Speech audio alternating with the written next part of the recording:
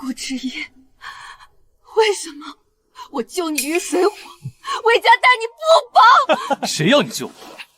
阿锦如何对我，我甘之如饴。他替你受苦10年，你欠他的都要还回来。若有来生，我定要你们这对狗男女血债血偿！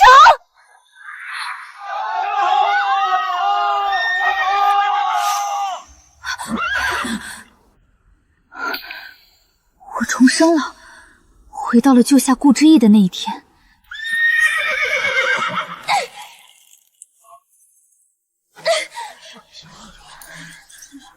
魏世宁，你敢赢我3场，你这个贱人！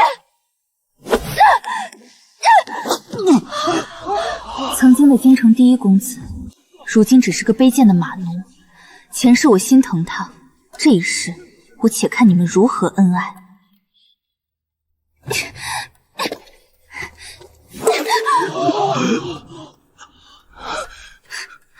没用的畜生，连根杆子都接不住。我让你跪好了，你是聋了吗？江大小姐，这可是昔日的顾大公子，你这使唤的也太顺手了。什么公子，不过是江家的一条狗罢了。盛锦，打重些，这种贱骨头不打不长记性。魏姑娘，救救我，求你！魏沈宁，你不是最爱装出一副菩萨心肠吗？这狗奴才求你呢，你怎么不动了？魏姑娘，我知道你最是善良，只要你开口，我余生愿为你做牛做马。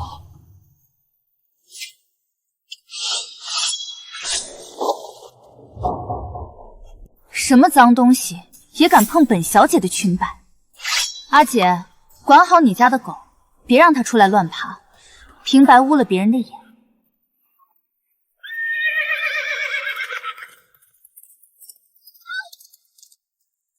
顾之意，既然你甘之如饴，那这一世我就让你受个够！别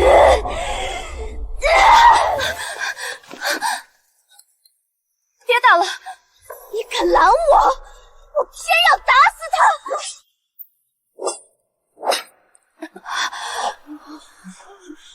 小姐，您的脸流了好多血，快来人呐！瞧瞧，魏家姑娘竟然为了个罪臣之子豁出命去，连脸都不要了。什么糊弄！我看这2人怕是早就私相授受，在这演情深意切呢。听说了吗？表妹，瞧你这副要死要活的样子，既然你这么喜欢这贱奴，那本小姐便成全你，送给你了。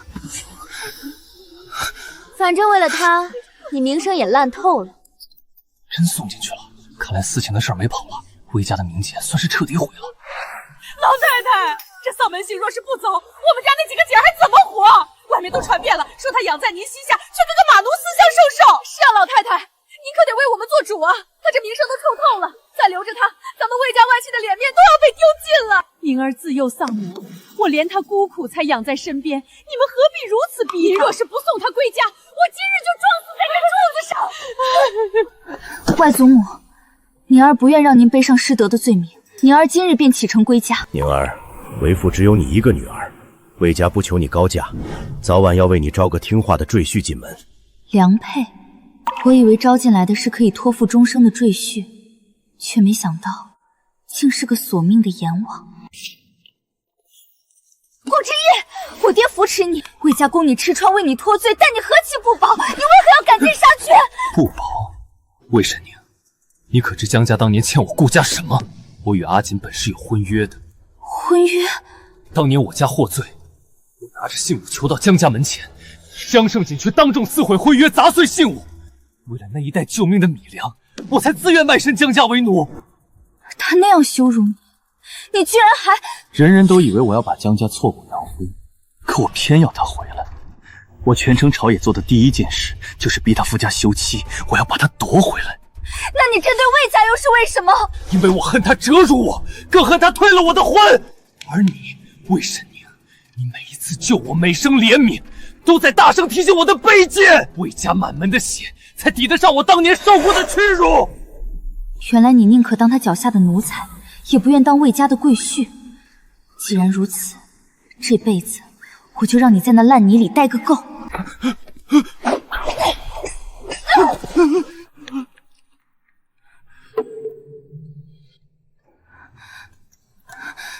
小姐，您瞧那顾公子，再打下去可就真没命了。您怎么还不去救他？我为什么要救他？可那是顾公子啊！你一个伺候本小姐的丫头，关心江的马奴做什么？小姐，奴婢这不是记着您从前最是心善，以前见顾公子被打，您哪回不是心疼的不行，还专门遣奴婢去送上好的药膏。奴婢是怕您今日没瞧仔细，待会儿后悔。送过一次药膏就得回救他，这是哪门子的道理？细柳，你这么想让我去制止表姐，到底是心疼的马奴，还是怕我不入这局？小姐，奴婢听不懂您在说什么，奴婢只是为您着想。当初他被江胜锦逼着在3-9天用井水万一，双手冻得紫红溃烂。若非我那时天真，非要改变他的命运，他早已被赶出府去。前世我一直怀疑，那天在马球场，我是被人从背后推向江胜锦的马鞭的。我被吓晕后再醒来，流言已定，真相难寻。原来就是这双我救下的手，在背后推了我一把。小姐，如今我是顾公子的妾室了，等江家小姐正式嫁进来，我会求她送你到庄子上安稳度日，也算报答你当年之恩了。细柳，当初外祖母罚我，是因为我忘了你的身契还在江家。这一次，我绝不会再犯同样的错。小姐，您在说什么？你的救命恩人还没死，你这绸子衣服怕是穿不上了。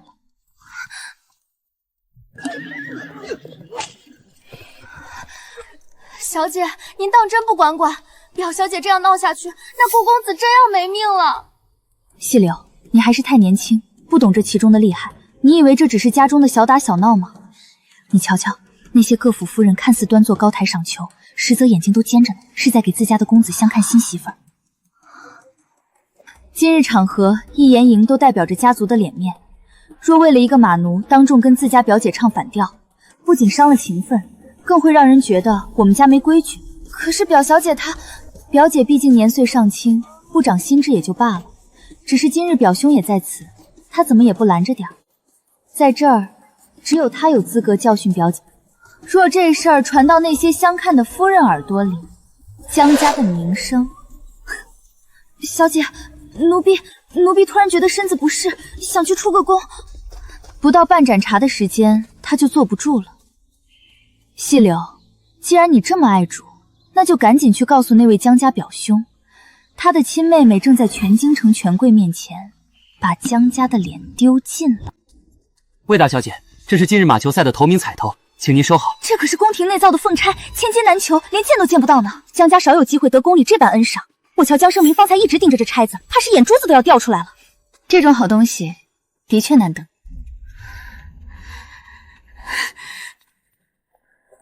表姐，不是妹妹想夺人所好，我虽已让了你3球，却没成想最后还是险胜了一点点。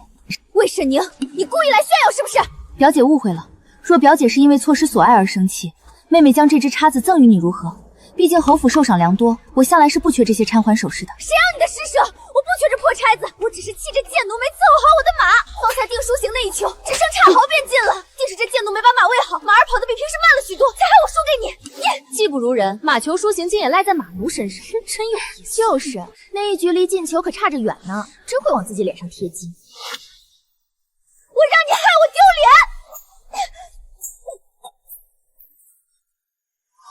顾之意，这一世，这甘之如饴的滋味，你可得受全了。住手！住手！快住手！江世锦，你看看现在是什么场合，各府夫人都在看着，你在这闹出这么大动静，是想害死家里所有的姐妹吗？你少管我，都是这贱奴的错。一个马奴打就打了，打死活该。表妹怕是发了异种，都愣着干什么？还不赶紧把大小姐扶回去！你才发了异种，我今天非打死这畜生不可！几位姐姐，这钗子的成色，你们且瞧瞧。天哪，这江小姐怎么连沈妹妹的丫头都打？真是疯了，半点世家千金的体面都没有。表姐，你平日在府中如何骄横也就罢了，打自家奴才我也拦不住，可你现在是怎么回事？怎么连我的丫头也打？没想打他，是他自己撞上来的。这么多双眼睛看着你，这一鞭子下去，细柳若有个好歹，你让我回府怎么向外祖母交代？沈妹，盛景真是失手，咱们先回府，回府再说。你冲我喊什么？这死丫头明明是你当初从我这儿抢了去的，她的身契可还在我们江家呢。既然身契在我这儿，她就是我家的奴才，我教训自家奴才，怎么就打不下了？表姐心里这么想的。既然表姐这么说，这丫头还你便是。也是我傻，当初只顾心疼她求了人来，竟忘了连身契一并拿来。江小姐真是好大的威风。沈妹妹，莫要与这种不讲理的人计较，平白没了自己的身份。走，咱们离了这是非之地，去那边歇息。一下甩了2个吃里扒外的祸害，真是快哉！细柳，既然你忠心，往后便回江家跟着你的旧主子好好伺候吧。等等，阿云，救我，带我走，求你。阿云，她也重生了，请借宝剑一用。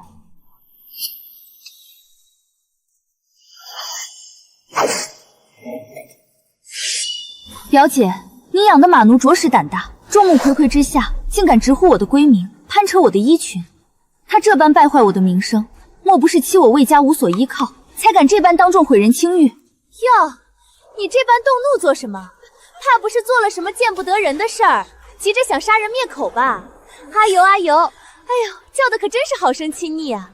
若不是私下里相处惯了，一个马奴哪来的胆子这么叫你？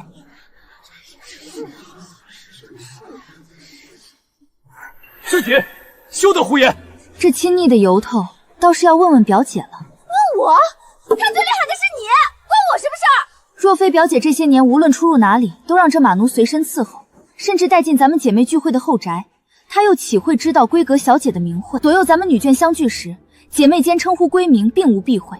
可今日这马奴能当众喊我的名字，明日他是不是就能喊在座各位姐姐的名讳？若是这样，3言2语就被个奴才赖上了，咱们为了保全家族颜面，怕是只能绞了头发当姑子去了。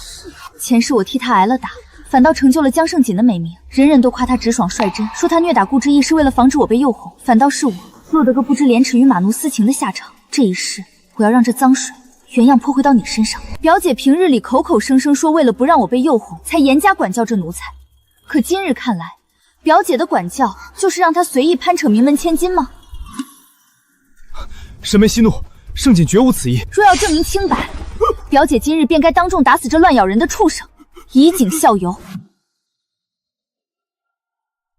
否则，谁知道这奴才下次还会攀扯谁？前世他可是大方的紧，口口声声说宁拆10座庙，不毁一桩婚。哪知表妹如此情深意切，豁出命也要护着情郎。倒是我以前不该阻止了，她毕竟是怀宁侯独女，底气大，选什么样的夫郎全看喜好，哪会听我们外人的话？怀宁侯府家风不正啊！明日与这马奴形影不离的是他自己，谁做了见不得人的事，咱们有目共睹，真当别人眼瞎吗？说起来我也觉得奇怪，顾家儿郎当年并未被贬为奴，他怎会自甘下贱，跑去江府卖身为奴？是啊，江家到底有什么宝贝，值得他放弃干干净净的白身，非要自贬？还能有什么？这不是明摆卷在册，哪怕为奴为犬，也要跟随左右。你们信口胡说，不信你们自己问顾之意，问问他，我们江底有没有对他嘘寒问暖、送汤送药？表姐，他若有什么伤病，自是该找你这个主子求药，我何必多此一举，白白落人口舌？你家里的下人也不是死的，若是真反表姐所容，这事儿既然能传到表姐耳中，想必已经有许多人知道了。不妨现在就拿出切实证据，今日当着众人的面，只要能从他身上搜到半点与我有关的东西，我魏沈宁便当场自绝，以谢外祖母的苦心教养之恩。你疯了！搜就搜，江小姐，既然是你提出来的，若搜不出来，你又当如何？瞧瞧，拿不出证据了吧？这是非要逼死自家表妹才甘心啊！江胜锦当然搜不到，前世他为了出气，把我送给顾知仙的伤药手帕通通搜刮走，药瓶子都砸得粉碎，加上细柳那个吃里扒外的眼线，我送了什么，他比顾之燕还清楚，怎么会留下遗漏？他擅闯内眷，冲撞了这么多贵人，本就是大不敬的死罪。依我看，不如就地杀了，也省得在这污了大家的眼，以绝后患。就算他冲撞了人，那也是冲撞了魏沈宁，与你们有什么相干？你们连话都不让他说，便要打要杀，也未免太霸道了。好啊，既然表姐想让他说，本小姐便给他一个辩白的机会。你傻了！这种疯奴才，若是真的咬死了说胡话，你就算杀敌1000，要自损800，名声就全毁了。姐姐放心，我既然敢让他说，自然是有把握的。要同归于尽，也得有想死的心才行。可我知道，顾之夜最是惜命，他心里还戳着重拾顾家荣王的春秋大梦呢，还没权倾朝廷，他怎么舍得死？顾之夜，你自己说，你跟本小姐可有一星半点的交集？可有私相授受之实？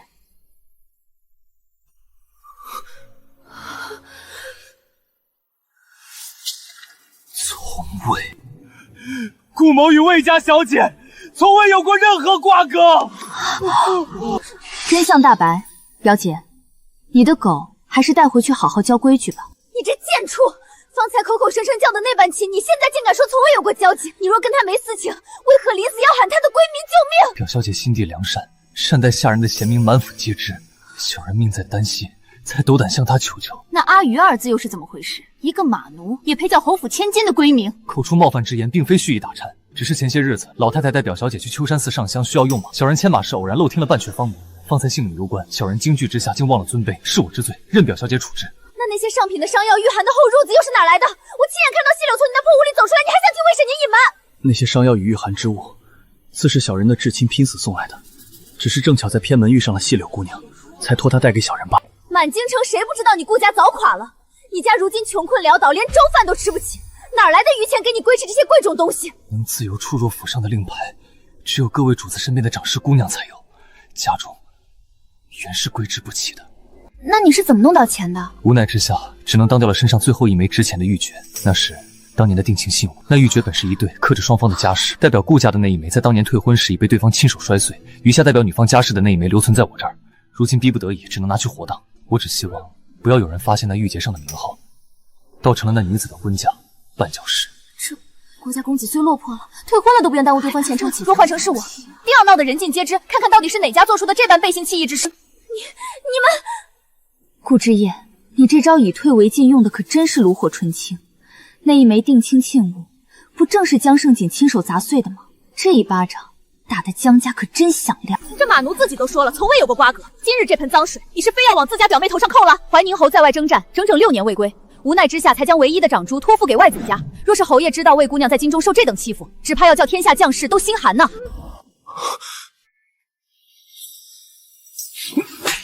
是家里把你惯坏了，才养成这样争强好胜的泼辣脾气，只图嘴上一时之快。你连骨肉至亲的清誉都不顾了吗？还不快向表妹赔罪！是我昏了头，口不择言，还望表妹恕罪。这马奴以下犯上死不足惜，可今日到底是皇室盛会，不宜见血。在下以江家的名义保证，在他敢吐露关于诸位的半句妄言之前，定会让他变成口不能言、手不能书的废人。不如将他带回府中，任凭表妹随意处置，如何？表哥说笑了。我这人向来心软，总不忍下重手惩罚。这恶人，还是表哥来当吧。哪只手方才弄脏了表妹的裙摆？天呀，恰巧是这只用来考取功名、未来权倾朝廷的写字的右手呢。这畜生冲撞了贵人，我这就带回去严加发落。顾之夜，如今这提笔的手断了，我倒要看看你还怎么权倾朝野。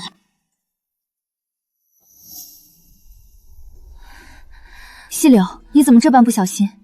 你我到底主仆一场，见你伤成这样，我这心里实在不好受。你若是需要良医调理这张脸，只管来找我。哼，不劳表妹关心了。刚才可是表妹你自己说的，这奴才的身契还在我江府。既然是我的奴才，有什么伤病自会找我求药，何须外人插手？细柳，前世你为了江胜锦将我推向鞭子，这一世你替他挨了打，甚至毁了容颜。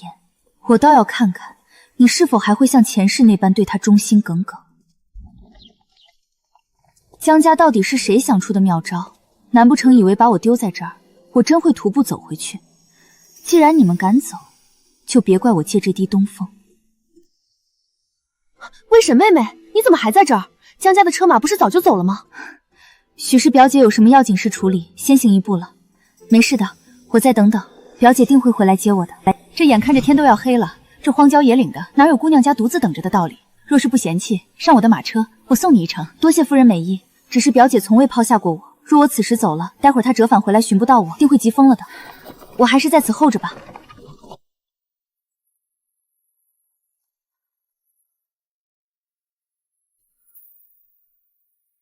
这不是蓝月吗？怎么一个人站在风口上？你身边伺候的人呢？回王妃，蓝云在等表姐。允南王妃，前世江胜敏费尽心计高嫁，那家的主母便是这位，这也是个极妙极厉害的人物。哼，本宫入场时瞧见江家的车驾跑得急，哪有回头的样子？蓝云，上来，本宫今日倒要看看这江家到底忙成了什么样。江胜锦，你心心念念想攀的高门，如今却成了送我回家的车驾，这出戏才刚开始呢。原本你祖母与我商议定你为世子妃，连更帖都要换了，可惜出了那遭事儿，江家竟对外宣扬已与王府定亲。前世王妃为了不让我被流言彻底昏没，竟认了这门亲。是蓝云没这个福分，只要表姐能如愿高嫁也是好的。高嫁？江家想拿榆木换明珠，真当我王府是好糊弄的？江胜锦若真进了门，有他受的。蓝云只求不累及外祖母名声，其他全凭天意。母亲，别等了，表姑娘又不是没长腿，就算没车马，人还不是能走回来？您非要这么小题大做？就是，您不知表妹今日在场上是如何联合外人排挤我的。阿锦才是受了委屈，江家庙小，容不下怀宁侯独女这样的大佛，自己走回来倒也清静。蓝云竟有这么大的本事，本宫定要带他阿母狠狠罚他。王妃大驾，臣妇有失远迎。我虽落单，可王妃心善送我一程，否则我真要如舅母所言，用双腿走回来了。王妃有失远迎，王妃恕罪。夫子近来可好？学生来得突然，就这么两手空空来看您，真是失礼了。你将蓝鱼平平安安送回来，于我已是最好的礼物了。江家大姑娘还不带路，本宫与夫子叙旧，你要在这儿拦到什么时候？外祖母曾是名动京城的归顺淑子，教的是四书五经，当年多少高门夫人都出其门下。王妃和阿娘便是当年的同窗，王妃这是在用学生的身份给外祖母挣面子。哎呀，怎么还跪着？快起来吧！谢王妃。江大姑娘在马球会上不是大显神威吗？怎么回了家行个礼都能跌着？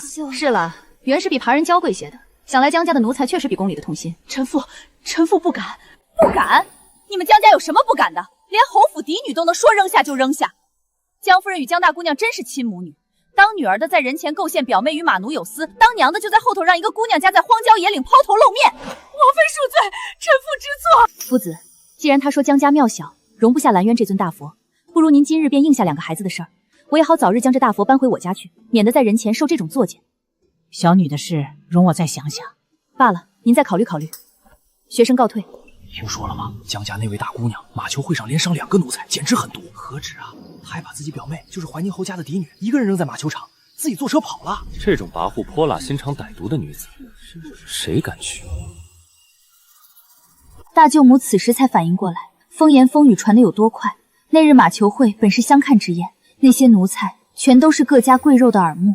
江胜锦，你想要的高价，这辈子是彻底碎了。听说了吗？江家那位大姑娘在马球会上当众发疯，一日之内重伤了2个奴才。何止啊！她还将寄住在自家的侯府嫡女扔在郊外，自己扬长而去。这种跋扈乖张的性子，谁家受得了？那日马球会本就是给各家公子相看的，株连后的那些贵人眼睛毒着呢。江家这回是彻底现了原形。大嫂，现在满京城都避着咱们江家走，要么你赶紧给盛锦寻个人家嫁了，要么就把她送去出家。若是不然，咱们就赶紧分家，总不能让盛锦一个人把全家姑娘的名声都带累臭。你们竟然在此时落井下石！吵够了没有？都是你养出来的好女儿，现在朝中同僚看我的眼神都不对劲儿。若是因为这孽障丢了官职，我饶不了你。弟妹，咱们到底是亲姑姐，锦儿也是你看着长大的。你家那位侄儿人品端方，若是……姑姐，你当我家是冤大头吗？实话告诉你，这厚礼你拿回去，我也不同你绕弯子了。这是何意？流言虽然难听，可锦儿毕竟是大家闺秀。姑姐，那点失德举动还不至于让盛锦说不上亲。真正的原因是那马奴顾之意可是跟谋逆之罪有牵连的人，他还跟这卑贱马奴关系不清不楚。那是诬陷！你说哪家肯让一个跟马奴不清不楚的女子进门？姑姐，你还是别祸害好人家了。依我看，挑个信任的家生子，把她嫁得远远的最好。小姐，大夫人从娘家回来了，2房3房闹着要分家，大老爷正跟大夫人吵得不可开交呢。不到万不得已，大舅母怎么肯把娇养的女儿嫁给奴才？江盛锦顾之夜，这一世我便全了你们的情深义气。小姐，与南王府又遣人送礼来了。如今满京城谁不知道，您与世子婚事已是板上钉钉，只等老爷回宫便能缔结冤盟。与南王是世袭罔帝的异姓亲王，地位尊崇，世子言破未来承袭爵位，这亲王妃的位置自然多人盯着，所以才说小姐好福气啊！您这一出嫁，咱们府上可就是皇亲国戚了，哪像隔壁大房那位。江胜锦那边如何了？菩萨保佑，快给锦儿寻个像样的人家。大夫人，老奴跑遍了相熟的人家，可一听说是咱们江大姑娘，人家连门都不让进。如今这待嫁之名，实在是无人敢应。都是魏婶您那个小害的，她凭啥当亲王妃？我家锦儿却连下家都没人要，凭什么？滚！都给我滚出去！没用的东西！快走快走，瞧细柳这脸烂的都能看见骨头了。大姑娘说了，让她日日跪在这儿仰着脸，让所有人都看清楚，这就是背主救人的下场。细柳也是造孽，天天被那样折磨，她日子不好过，也要让身边的人陪着她一起烂在泥里。江胜锦，这还只是个开始，前世你踩着我魏沈家满门的血登高，这一世我要你在这禁足的方寸之地，一寸寸耗尽你所有的骄傲。小姐，细柳刚传了信儿，说是瞧见江大小姐换了一身粗使吓人的衣裳，正偷偷摸摸的往马厩那边去了。马厩，她终究是坐不住了。这大半夜的，她换那身皮去马厩干什么？小姐，咱们要不要去瞧瞧？为什么？细柳，我救了你，你为什么要这么对我？为什么？当初夫人捏着我的身契威胁我的时候，也说要将我卖。我这些年哪一天不是担惊受怕？我对你不好吗？别人的陪嫁丫头好歹能当个通房，可我呢，换个地方继续当奴才。你只是救了我，却半点没想过我以后该怎么办。魏沈宁，你凭什么对我挟恩图报？我若忠心于你，今日趴在马厩里求饶的就是我了。星河，在咱们怀宁侯府，从来没提过生气二字，对吗？那是自然，府里都是阿爹带回来的老千兵，大家是亲人，是袍甲，哪来的奴才生气？是啊，我从未注意生气，是因为侯府不需要。可笑那细柳说怕被卖进，却从不曾向我提过半个字。只要他开口，哪怕我去求外祖母，也能为他弄一张全新的干干净净的身契。他宁愿向恶毒的威胁低头，也不愿相信我。如今想来，良心这东西确实比容貌更难治。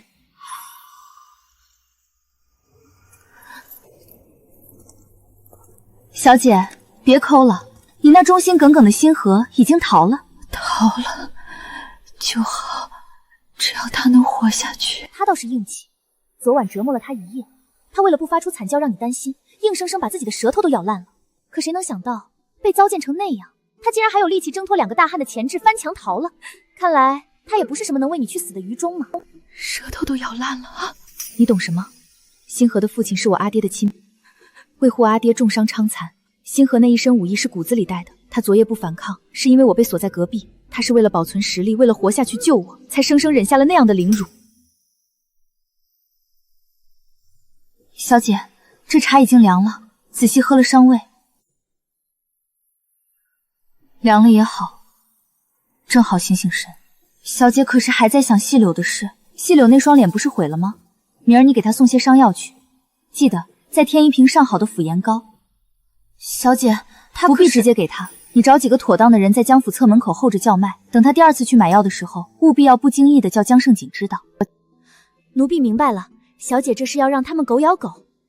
恶人自有恶人磨，现在我要亲自去磨磨那两个恶人。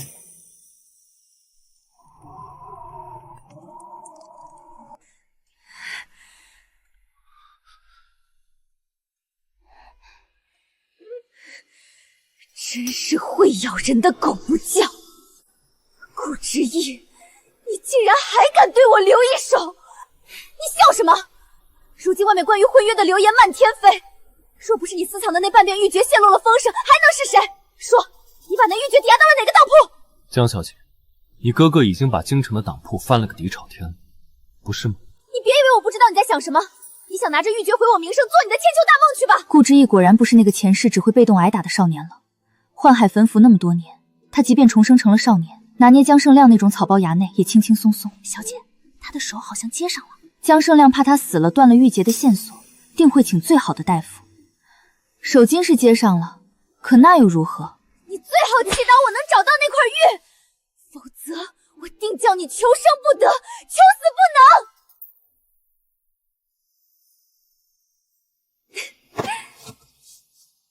你就这么喜欢本小姐？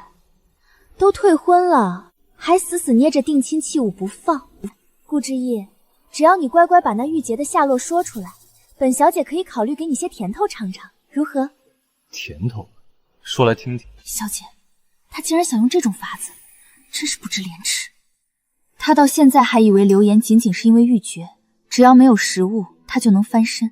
顾之夜油盐不进，他便觉得美色能动人心。我要先收些利息，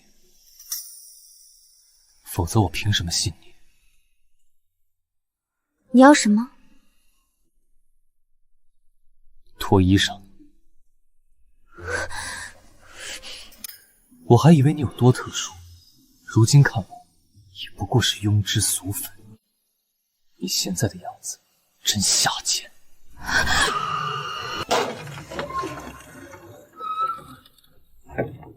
哟，这大半夜的，魏婶娘，你滚出去！表姐喊这么大声做什么？是怕整个江府的人都听不见你跟一个马奴私会吗？原来表姐竟然和一个马奴有过婚约啊！哦，我差点忘了，这马奴可不是一般的马奴，是咱们曾经名动京城的第一公子呢。明明跟他有私情的人是你表姐，可你却如此狠毒，不惜打伤我，甚至想把自己的前未婚夫也算计进去，只为了栽赃给我。你胡说！你这贱人，少在这里血口喷人！我到底做错了什么，让表姐这般痛恨？让我猜猜，是因为外祖母正与允南王府议亲吧？我与王府门当户对，与世子更有青梅竹马之意，而你不但与马奴有过婚约，这事还半点不能叫人知道，所以你设此毒计，一箭双雕，毁了我的名迹，也掩盖了你的丑事，对吗？魏氏宁，你竟然敢打我！你竟然敢打我！打就能奈我何？这些年我敬你为姐，为了不让外祖母难做，无论你如何挑衅欺负，我都让你3分。你是不是真的忘了，我是怀宁侯唯一的孩子，如今又是允南王府的准世子妃，打你一个失德的江府大公姐，有什么问题吗？你这个贱人！我家好吃好喝养了你这么多年，竟养出一只白眼狼！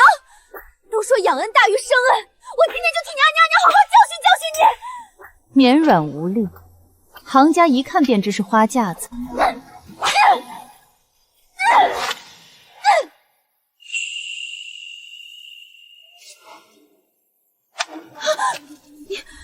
你怎么会？表姐不知道吧？阿爹当初将我托付给外祖母教养，是因为他常年带兵，只会教我武功。阿爹是希望外祖母能压一压我的性子，让我学得斯文稳重些。可惜你偏要逼我动武。这鞭子带了内劲，打在身上，当时虽不见血，却会让你吃疼不止，够你受1个月了。顾之夜，你还愣着干什么？你这只没用的狗，快过来拦住他呀！表姐只管再大声些，最好把整个江府的人都叫来，好让大家看看大半夜的江家大姑娘衣衫不整的在马厩里和马奴相依相吻是什么景致。你笑什么？笑得真贱！既然你这么喜欢笑，那我就打到你笑不出来为止。反正我今天就是来出气的。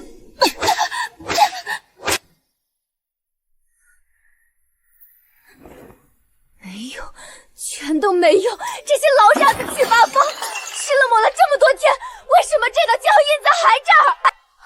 小姐息怒，许是日子还没到，还没到。再等下去，全京城的人都要知道我被魏婶娘那贱人打了。去，把绸巾给我围上，围紧点。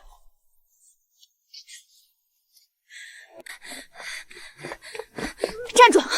怀里藏着什么？没什么，就是些寻常伤药。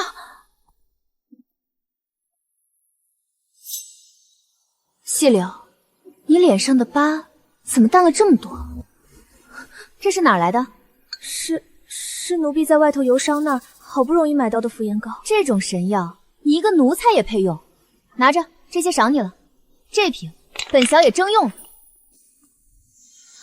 江胜锦，那药自然是有奇效的。前世我为了淡化脸上那道鞭痕，数年钻研，用尽了侯府与首府府的所有势力，才成了这张秘方。棋子繁复，刀笔入骨，那滋味我也要让你尝尝。我在那腐颜膏里添了剧毒铅粉和曼陀罗，虽然祛疤美白，可一旦用上，便再也戒不掉了。小姐，细柳那边送消息来了，说大舅母如今正急疯了，竟然动了念头，要有意将江胜锦许配给那个马奴顾之意。许配给顾之意，好，真是天造地设的一对。这辈子我定要送他们一份大礼。你疯了！胜锦再不济也是侍郎府的嫡长女，你竟然动了念头要将她许配给那个马奴！你这是破罐子破摔，要把江家的脸彻底丢尽吗？老爷息怒，我这可不是胡来，是得了仙人指点。哼，仙人，又是那些招摇撞骗的道士。你送出去那么多香火钱，还没被骗够？这回可不同，那仙人说了，咱们府上的马奴是乾隆在渊，那贵婿如今虽在泥潭，可一旦出世，必是一飞冲天，位极人臣，万人之上。位极人臣，就凭那个废了右手的顾之意？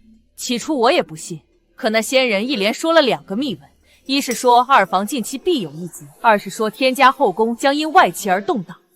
无稽之谈。就是了，您家这位二老爷欠了咱们赌坊整整3000两银子，白纸黑字在这儿。您今天不给个交代，咱们就去顺天府理论理论。大哥，救我！二弟，你竟然瞒着家里去豪赌，还欠下这么多债！老爷、夫人，出大事了！国舅爷强抢民女不成，当街把人打死了。那家子闹到了顺天府，全城百姓都在骂呢。天子大怒，贵妃娘娘直接被降为贵人，禁足宫中。国舅爷被判御千里，即刻启程。结果如何？二房的事连二弟妹都不知道，天家之事更非人力能左右。既然仙人有命，咱们就得抓住这根救命稻草。只是明面上咱们不能太反常，免得惹人疑心。老爷说的对，盛锦，往后你不必再打骂他，反而要多去他那儿走动，私下里多联络感情，要把他的心牢牢拴在你身上。父亲母亲，女儿明白，只要他真能出人头地，女儿忍着一时的屈辱又何妨？等他崭露头角，咱们再谈婚配。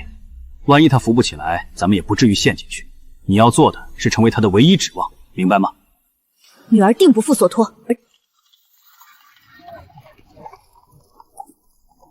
呦，快瞧，那不是咱们府上之前的马奴顾之业吗？什么马奴？现在得叫顾大人了。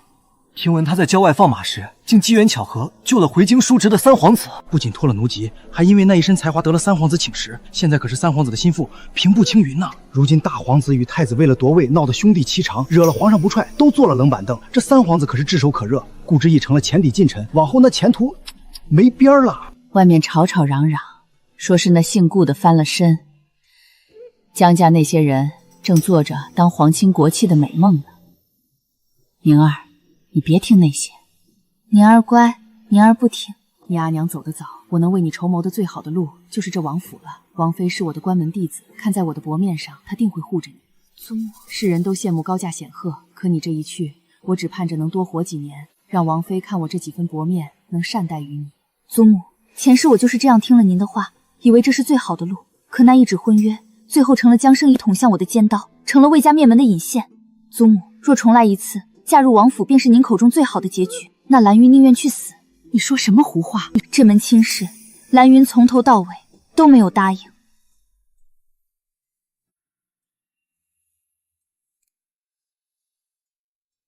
外祖母，若是有一天江家靠不住了，您愿意随我去侯府养老吗？我有我阿爹留下的嫁妆，哪怕这天塌了，我也能养活自己。那几位舅舅们若是落魄了呢？那就让他们自生自灭去。身为江家顶门立名的男儿，若能混到落魄，那便是没用的东西，不值得心疼。快点，去迟了就挤不进去了。听说顾大人在那边受赏呢。谁能想到当初那个马奴真翻了身，这可是咱们府上出去的第一公子，必得去瞧瞧那风采。顾之义，你到底还是没有耐心从头来过。这辈子没了我的助力，你没背景、没名声、没才华施展之地，便只剩下那些先知的记忆了。小姐，他救了三皇子，如今京城的人都说他是乾隆近臣，大房那边已经快把他当祖宗供起来了。下棋之人最忌擅自改动棋子，前世三皇子是负伤归京，才激起陛下使毒之情。可他顾之义急不可耐，提前让三皇子成了众矢之的，一字错便是满盘皆输。小姐，大夫人一直坚信顾之义是仙人指点。那二老爷赌钱欠债的事，二舅舅赌钱本就是欺上瞒下，他那点破事谁不知道？我不过是联合庄家做了个套，让他自己钻进去。事后我与庄家4-6分账，既赚了银子，又送了大房一份所谓的预言，何乐而不为？那贵妃害皇嗣，还有国舅爷被打死人的事呢，这可非人力能左右啊！那是严佩查办的，他是办案衙门的主官，最早移交给顺天府的消息都是他给我的，哪有什么仙人指点，不过是人定胜天。我早已经布下了天罗地网，就等你们这群潜龙乖乖入瓮。顾大人，从前咱们府上那些碎言碎语，您可千万别往心里去。咱们早就瞧出您身具大运，绝非池中之物，可不是嘛？什么科举入仕、苦熬资历，哪比上顾大人这般救驾之功？您现在是三皇子的心腹，往后咱们江家可全指望您照拂了。江大姑娘真是长大了，瞧这举止，做尽了主人姿态，真是不凡。诸位过誉了，顾大人能光临寒舍，是江家的荣幸。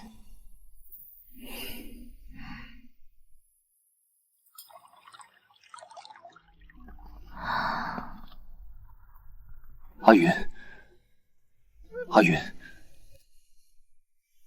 你躲到这里，是为了避开那些俗人，还是为了避开我？阿云，你也重生了是不是？哈哈哈，真好，上天终究待我不薄，给了我们一次重来的机会。阿云，这一世我再也不是那个卑贱的马奴，我终于可以堂堂正正、十里红妆的求娶你。顾之夜，你是不是脑子烧糊涂了？阿云，我说真心话。怎么，前世被我诱杀过一次，觉得滋味不错，这辈子还想来第二次吗？重活一世，你还是这般死性不改，凭着那点未卜先知的记忆就能掌控全局，在我眼里你什么都不是。魏神宁，滚！你身上的酒气让我恶心。阿云，一条命加一只手，换我们这辈子重新开始，在我看来是值得的。重新开始？凭什么？这一世我已是三皇子的心腹，我会以正妻之礼娶你入府，虽然只能先委屈你当个贵妾，但只要岳父肯入三皇子的阵营，事成之后上交兵权，带着全家解甲归乡，三皇子便不会再忌惮你我。待三皇子登基请封诰命，保证你比这世上任何一个正妻都要尊贵风光。阿云，你只管坐在首府府中，坐享荣华富贵。那正妻是谁？阿云，正妻不过是联姻的产物，是谁无所谓，我心中唯一的爱人，自始至终只会是你。你精通纵横之术，最是理智，你能理解我的，对吗？为了大业，这只是必要的牺牲。理解，我当然理解。就像前世江胜锦是你甚少的执念，可等成了你的蚊子血，你便觉得他一无是处，连正妻之位都不配。可你忘了，我如今已与允南王世子定下婚约，你顾大人再有本事，又如何娶我？区区允南王，前世我能让江胜锦被羞怯，今世自然也能把你从前妹手里夺回来。颜妹前世用所有军功换你离去之仇，我还没跟她算清，你可知我后来有多后悔放走了你？顾大人倒是情深，那表姐呢？这辈子你又要拿那位对你有大恩的表姐如何？阿锦，她幼年在香山寺迷路时，乔着倒也怜悯手里，那是我家突遭变故，她亦心有哀伤，与我同病相怜，甚至还赠我千金孝助。她虽性情跋扈，平日里欺辱你，我亦不喜，但看在幼年那份情分上，我只纳她为良妾，居于你下位。良妾？表姐若是听见顾大人这番筹谋，不知是该哭还是该笑。阿姨，贵客们可都还等着呢，席上的酒都停了，爹爹急得让我四处找你，原来你竟躲在这儿。怎么，你现在后悔了？看到阿义如今平步青云，你也想来分一杯羹？表姐多虑了，只可惜你再怎么讨好也没用，阿义的前途不可限量，等他做了首辅，我便是一品诰命夫人。至于你，那个靠着祖辈荣光苟延残喘的允南王府，又怎能比得上位极人臣的首辅？魏沈宁，你嚣张不了多久的。是吗？那我们就看看谁能在那高位上坐得稳。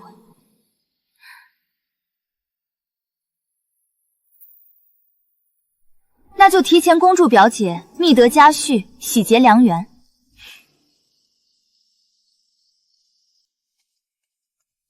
小姐，大夫人买的那些上不得台面的香已经熏上了，那解酒汤呢？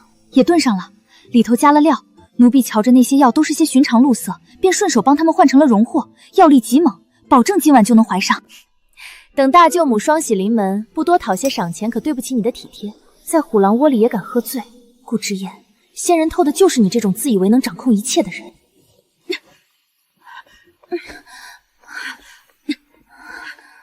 星河，快收拾东西，今天咱们就回侯府去。祖母，出什么事了？旁人问起来，只说你阿爹要回京了，咱们早些回去安排。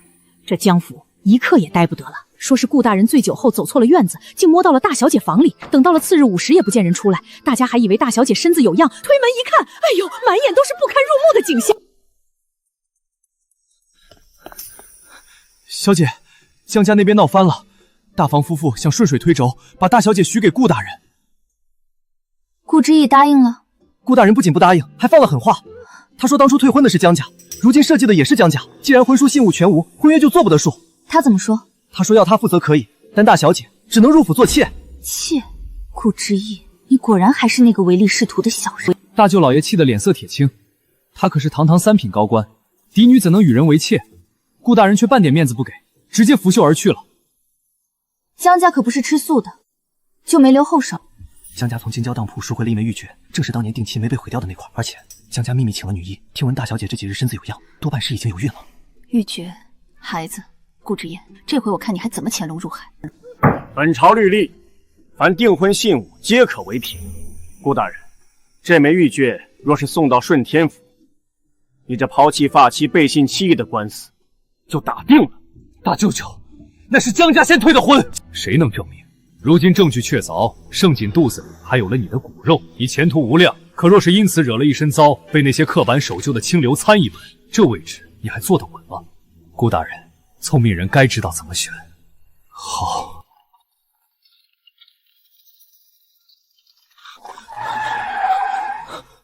放肆！谁敢来侯府的车驾？阿元，阿元，你听我解释，那根本就没有什么半秘玉珏，那是我当初为了脱身杜撰出来骗他们的。你应该最清楚我何时有过什么玉珏。阿云，你是聪明人，你一定要信我。我当然信你。只要你肯信我，我便是受再多委屈也值了。我信你，是因为那枚玉珏是我亲手差人根据你的杜撰做出来，又送到当铺去的。你与表姐臭味相同，简直是天造地设的一对，我又怎么忍心看你们这对有情人就此分离呢？魏世宁，你说过的，要以正妻之礼娶我贵妾，还要看在幼时情分上纳表姐为良妾，还说什么正妻职位不过是联姻的产物。顾之夜，那些权势名利也要你能说了算才行。如今你被一个你瞧不上的女人捏在手里，连婚姻都由不得自己。像你这种没用的废物，走。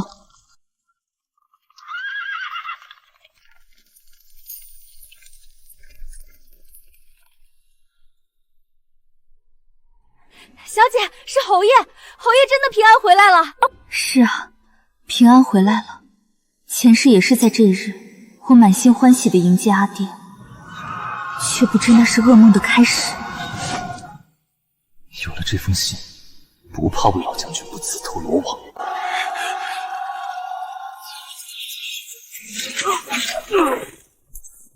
奉天承运，魏良君意图谋逆，准臣顾之意亲自行刑，以证清白。你骗我！我阿爹是为了救我，他没有谋逆。陛下看在我的份上，才特只留你一命。你不要怪我，我休了你是保全你。谋逆？当初你阿爹造反，证据还是我亲手替你销毁的。顾之意，你真让我恶心！蓝云，莫要再求他。我知道我的女儿绝不会这般卑微乞怜，哪怕是为了救自己的父亲。阿爹，信到我手上时，我明知那是圈套，可我不敢赌，哪怕只有1/1000的可能是你真的在呼救。我若不去，九泉之下该如何向你娘交代？好好活下去。魏家军虽然散了，但魂还在。蓝云，他们还在等你带他们重聚。蓝云，怎么傻站着？阿爹回来了，不认识了？认识。阿爹，蓝云等这一天等得太久了，对不起，阿爹，这辈子该换蓝云来护着你，护着整个魏家。阿爹，如今天下太平，可朝堂上的风声似乎并不想让咱们魏家消停，有些人就坐不住了。蓝云，无论是谁当皇帝，只要咱们手里握着那支魏家军，忌惮就在所难免。所以前世他们才急着给您扣上一个与罪臣后勾连的罪名。可这一世，顾之夜已经是三皇子的心腹。阿爹，我倒想看看皇帝这次要用什么借口来收您的兵权，又要如何赏识您的盖世战功？顾之意不断向三皇子献策，江南水灾、西北大旱、山匪起义，凡是他开口必有良策。一时间，他的名声大噪，俨然成了惊世名臣。江胜景更是风头无两，他与顾之意虽完婚的简单，连房子车马都是大舅出的，可现在这些本钱都开始翻倍盈利了。哟，表妹，姨父都班师回朝这么久了，怎么你和那位允南王世子的婚事还没动静啊？老表姐费心。之前某人不是还自恃准王子妃的身份吗？可我瞧着，自打你回了这侯府，允南王妃可是一次都没登门过。表妹，我奉劝你，还是早些想办法把男人抓在手心里为妙，否则谁知道什么时候这婚事就告吹了，到时候我看你还有什么底气。表小姐，请自重，跟主子说话，哪有你这个丫头插嘴的份儿？魏沈宁，阿义如今深得三皇子看重，往后我们江家才是一人之下，你呀，还是好自为之吧。星河，不必气恼，爬得越高，摔得越惨。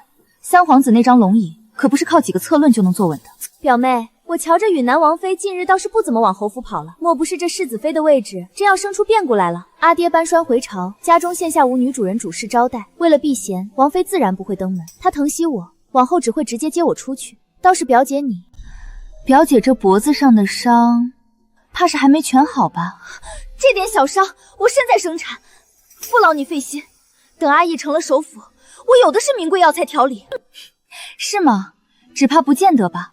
出阁之后，马上便要经历生儿育女的苦楚，若是再遇上个不怎么通情达理的婆母，那可就遭老罪喽。你胡说八道什么？阿姨现在的身份，谁敢给我脸色看？小姐，奴婢听说顾大人那位亲娘可是个极厉害的人物，这几日就要进京了。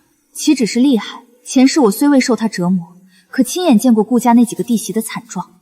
那老太太满脑子糟妇，简直是个吸人精气的妖婆。表姐想必忘了，当年江家是如何退了顾家的婚，又是如何让顾之夜在府里当了那么多年马奴的。你闭嘴！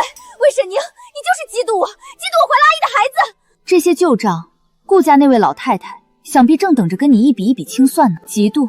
表姐，我是在劝你，趁着还没生产，好好珍惜现在这昙花一现的好时光吧。你想干什么？我不干什么，只是想看着你从高处狠狠摔下，看那一刻到底有多重，有多痛。好一个纸上谈兵！三皇子，这就是你举荐的那个济世之才？父皇息怒，顾大人此前策论，江南大造堤坝，不仅没拦住洪水，反而让水路改道，沿途3个镇子全被淹了，灾民遍地。这就是他给朕出的良策。蠢货！本王被父皇当众责辱，全是拜你所赐。你那些策路不是万无一失吗？啊！怎么会？前世明明……什么前世今生？滚！别再让本王看见你！以前他厚积薄发，是因为我送他入国祖界，教他科举，教他外放积累政绩。现在他只想要捷径，没学会走就想跑。如今这水路改道，可是伤了国本，看他怎么收场。魏沈宁，是你对不对？顾大人，你如今这副模样，真叫人看了恶心。那些堤坝的主官还未上任，你就已经算好了我会进言。你便是这般恨毒了我，竟将那些精才绝艺的门客都举荐去做芝麻官，也不肯让他们为我所用。顾大人，你这副模样可真是……表姐打你的时候总还会舍不得这张脸，可三皇子不比表姐，他可不怜香惜玉，更不好男色。沈宁，你到底在得意什么？那些门佣，那些原本该辅佐我的人，你把他们都送到了哪儿？送到了他们该去的地方。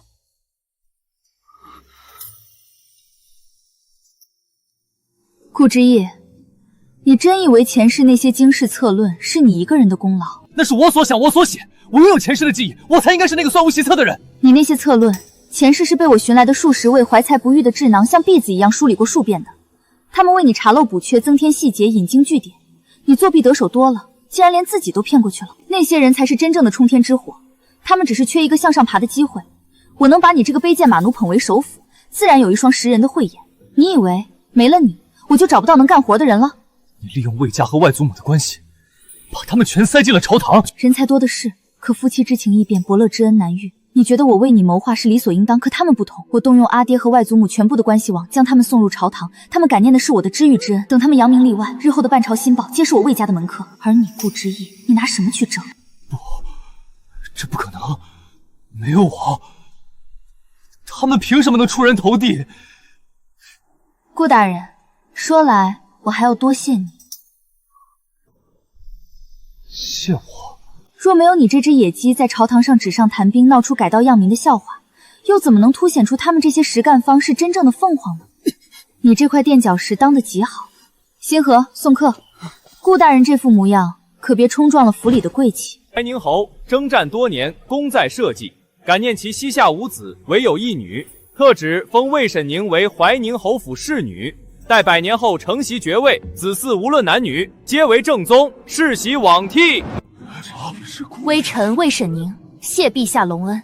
蓝云，朕知你阿爹重病，这爵位虽好，终究少了个人照顾。朕听闻你与允南王世子颜佩青梅竹马，情投意合，不如朕今日便为你二人赐婚，成全一段佳话，如何？陛下，阿爹旧伤复发，来势汹汹，再不能为陛下分忧。微臣过去未能在阿爹膝下尽孝，如今只想守在阿爹跟前。哦，那你的意思是？微臣恳请陛下许我自立门户，婚嫁有己。微臣此生不出嫁，只招赘。好，难得你如此至孝，朕便准了你的请求。陛下当然高兴，招赘这一条彻底断了我与侯爵人家联姻的路。他这是巴不得魏沈家到我这一代就无疾而终。陛下，微臣愿意。你愿意什么？微臣愿意嫁给侍女，只要能入魏家的门，微臣当赘婿也行，哪怕是当妾，微臣也甘之如饴。胡闹！简直是丢尽了允南王府的脸！颜佩，你当这金銮殿是什么地方？微臣是真心的，求陛下成全。给朕把这个扰乱朝堂的混账东西架走，轰出宫去！阿宁，你考虑一下，妾室的名分我也能接受啊！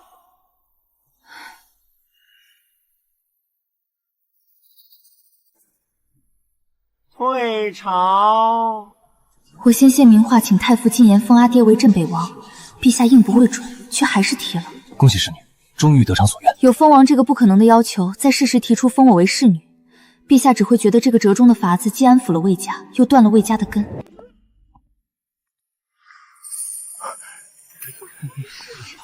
妹妹，你可出来了，走，我送你回去。不劳世子费心，魏家的车马就在前面等着。你早知今日，当初又何必来招惹我？我连聘礼都这么包好了，亏你我阿娘还是姐妹同窗，指腹为婚的交情。什么青梅竹马，呸！你就是个没良心的小骗子！我御前侍卫怎么没把你插得更远点儿？严僻，你在朝堂上闹那一出，到底想干什么？妹妹，你也瞧见了，陛下忌惮魏义父，又何尝不忌惮我家？我若真能嫁给你，允南王府与魏家2处兵权便算是一并断了传承，对我家来说，这就是最好的退路。妹妹，你骗得我好苦，这一回也容我利用你一次。我不同意。什么？你求的是退，我求的是进，一退再退，最后便只能是退无可退，落得个满门抄斩的下场。那你想，若能扶持一个不会猜忌、不会过河拆桥的人登上那皇位，咱们便无需再退了。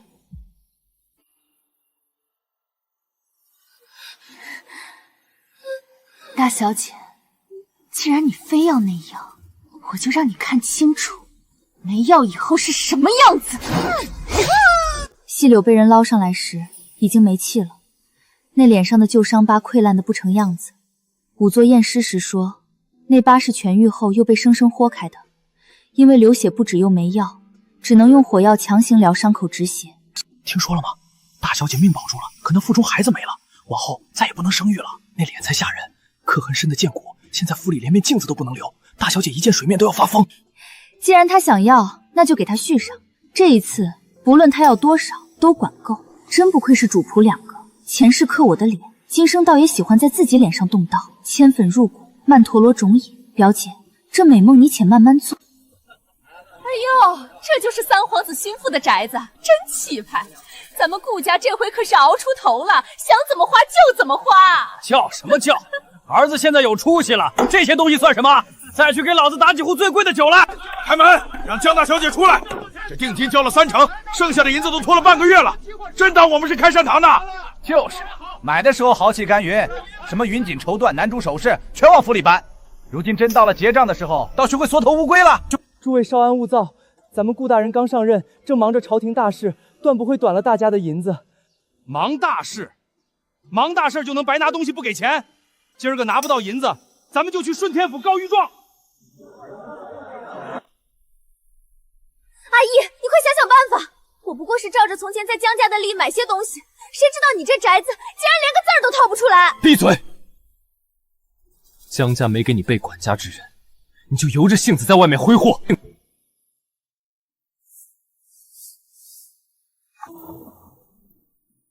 这幅春江图拿走，足以抵你那几百两的烂账。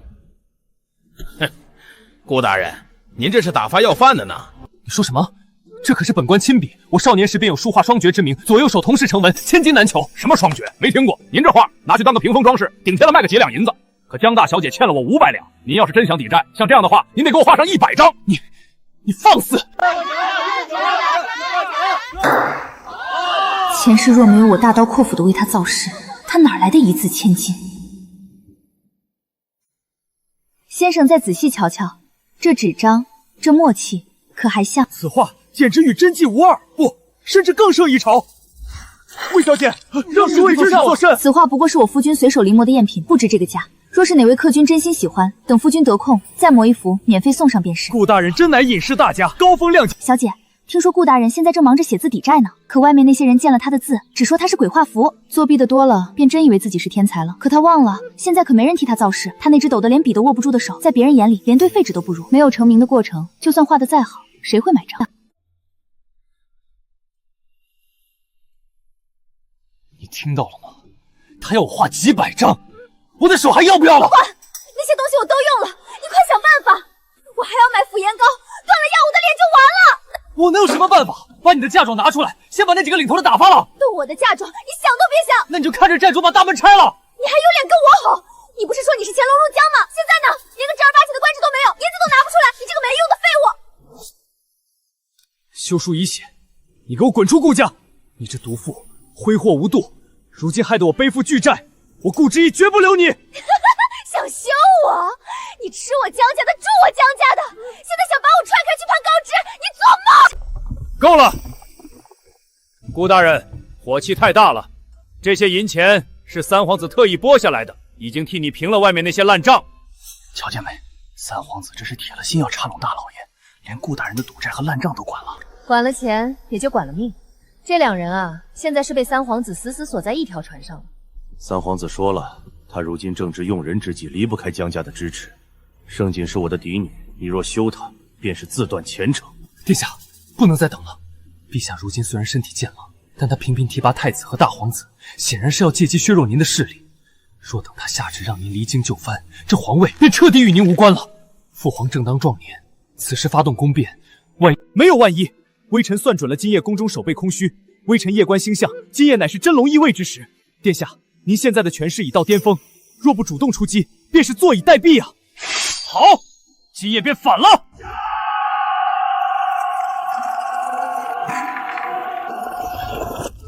逆子，你果然狼子野心，受人挑唆，竟敢逼宫。你不是说父皇此时定在后宫吗？不，怎么会这样？时间不对，人也不对。救驾！诛杀反贼！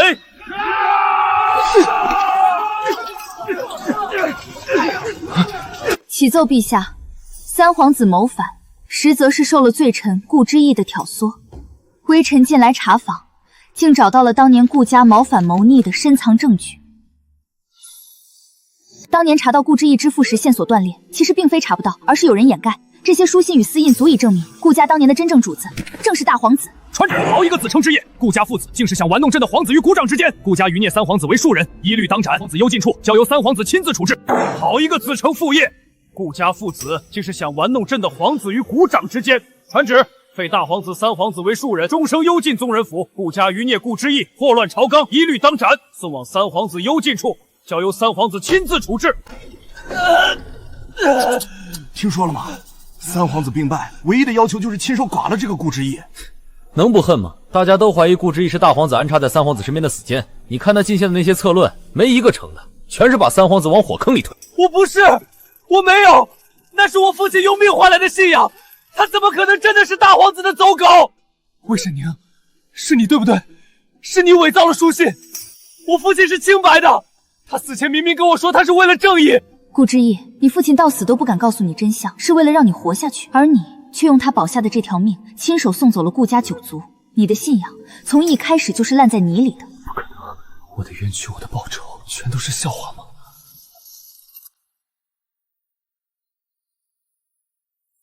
侍女放心，小的已经打点好了。这顾之意犯的是谋逆重罪，在这儿待不了多久，就要送去三皇子府了。您尽管出气，小的就在门外候着。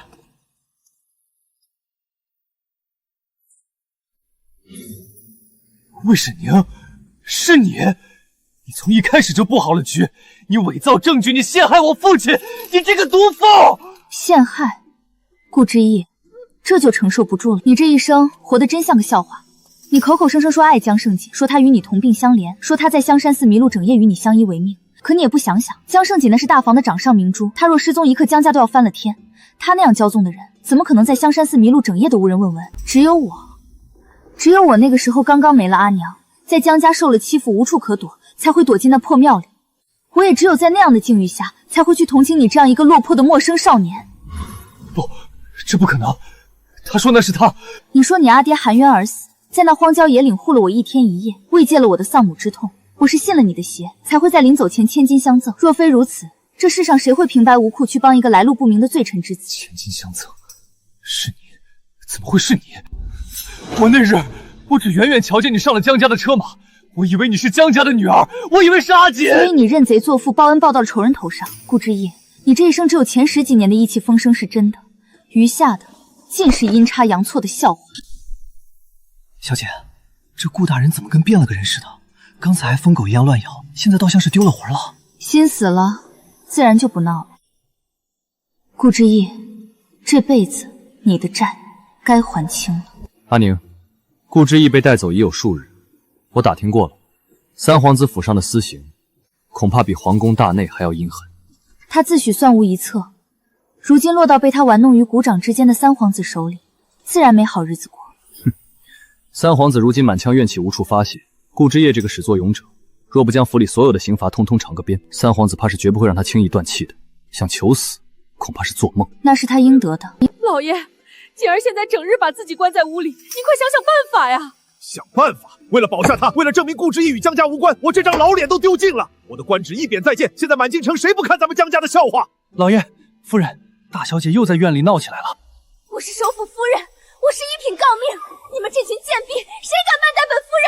阿义呢？阿义要带我进宫面圣了。不对，我是要嫁去允南王府的，颜庙在等我，我是未来的世子妃。快把府原膏给他送进去，断了那药，他会疯得更脸孔。你瞧见没？那屋里的人哪里还是江家大小姐，简直形同女鬼。这院子以后谁还敢踏足一步啊？顾之意被三皇子带走后的数月，京郊这乱葬岗上便多了这具废躯。听闻刚扔过去的时候，他还留着一口气。不过在那漫天秃鹫与饿极了的畜生面前，他估计也逃不过野狗啃噬。谁知道呢？蓝云，这兵权还给了皇帝，阿爹这副老骨头总算能松快松快了。哈哈哈，老子这辈子守了一辈子边疆，总得去瞧瞧真正的山河。阿爹，您只管安心游历，这侯府有我，这爵位我也定能守住。好，不愧是我魏家的种，星河，照顾好侯爷。小姐，哦不，侯爷，老侯爷这一走，京里那些盯着咱们的眼睛，怕是又要不安分了。让他们盯着，这怀宁侯的位子，我坐得稳。外祖母，侯府已经打扫好了，兰瑶特意来接您回去养老。这庄子简陋，怎能让您受累？我有这些嫁妆庄子，能养活自己，何必去侯府受那方寸之地的束缚？可是兰云，老骥伏枥，志在千里。我重开这归属，看着它变成女书，再成现在的书院。你如今身居高位，我是不能在朝堂为你撑腰了。可你要记住，这书院中的学生来都是你的同袍，这世间千千万万自强不息的女子，都是你魏兰云的后盾。陛下，北境兵马再度犯边，指明要取我朝，嫡亲公主才肯罢兵，这可是重动兵戈的大事，请陛下三思。陛下，六公主乃国朝牡丹，千金之躯，怎可远嫁藩邦？臣等联名上书，请鼎国长公主出嫁和亲。鼎国长公主战功赫赫，曾多次率军击退北境，她是我朝的脊梁，让功臣去和亲，你们这些男儿羞也不羞？侍女，不，魏侯爷，和亲代表国朝颜面，若不派个镇得住藩邦的人去，如何显我大国威仪？陛下，长公主功在社稷，绝不可如此寒了将士们的心。臣愿领兵出征，定将北境打退。北清，北境指名道姓要的是公主，非战之功。朕不舍六儿，可为了天下苍生，长公主确实是最合适的人。陛下圣明。北清，你身为侍女，屡屡在大殿之上干预北境和亲之策，手伸的未免太长了些。臣不敢，臣只是不忍见我朝功臣受此折辱。既然你这么心疼鼎国长公主，那这送亲使的名头，朕便赏给你了。北境路远，民风野蛮，想必魏侯爷这一路能吃不少苦头，好好磨一磨你的傲气。臣领旨。乔建美，那几位带头的校尉，可都是当年魏家军的老骨头，没死在战场上，倒在这儿重聚了。小姐，各州府挑选的精兵都齐了，半数都是咱们魏家军回流的兄弟。长公主，可以启程了。你瞧，他以为贬低我们能让世人寒心，可这天下的女子却都会以我们为荣。陛下以为这一去是折辱，却不知臣会在国朝为您铺好回家的路。兰庆知我，全军听令，出发，送长公主300里。